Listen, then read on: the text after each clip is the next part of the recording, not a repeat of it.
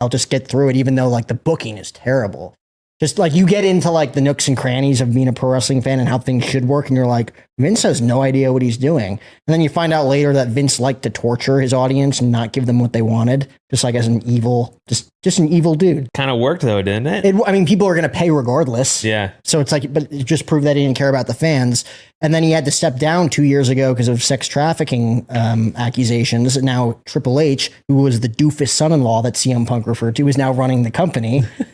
And it's amazing. It's like they're bringing in more revenue than they've ever brought in. They've partnered with UFC and Endeavor because they got sold out. Vince sold the company to Endeavor that also owns UFC. So WWE and UFC are kind of like collaborating on things now, which is really cool. But the product, The Rock is back too. He's like the head of the board. So The Rock's involved on a weekly basis. It's a different product. And CM Punk actually quit shortly after that back in 2011. And he just returned last year after 10 years. And it was a shocking return because they had bad blood for like 10 years. Yeah. And they came back and it's incredible.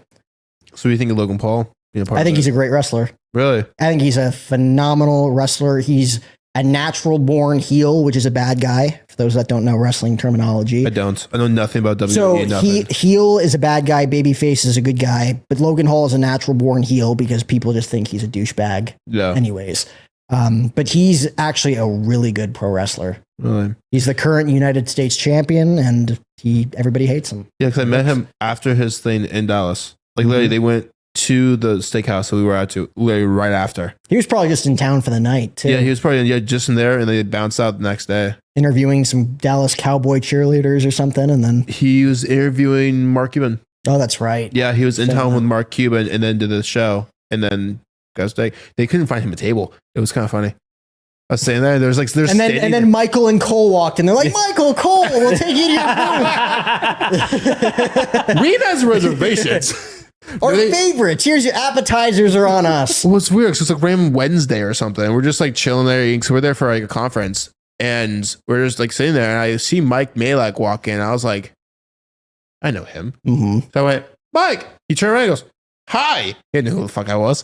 And I was like, he like came over and sat with us for a second. I was like, well, yeah. He goes, oh, Logan's here. And they just sat there in the middle of the restaurant for probably 15 minutes until they got their private room in the back. They're just chilling there. And I was like, are they not going to sit down? So Logan like wouldn't say hi to you guys or like what was We took a picture with them. But he definitely seemed annoyed. Yeah, he seemed very annoyed. Mike was super happy and like joyful in the whole thing. Well, I think because you addressed him first.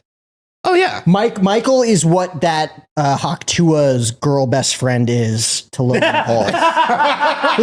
You know that girl I'm talking about that's always with her in the interviews? Yeah. Ever since she went viral, like there's that girl behind her just smiling. I'm like, this girl's just gonna ride this. Just one word, she makes life-changing money. Well, she took it and ran with it. That was the thing. Which is smart, and I don't blame her for it. She went. It's annoying. I'm impressed with it. Not the Hawk Tua part. I'm impressed she took it and went, I can monetize this.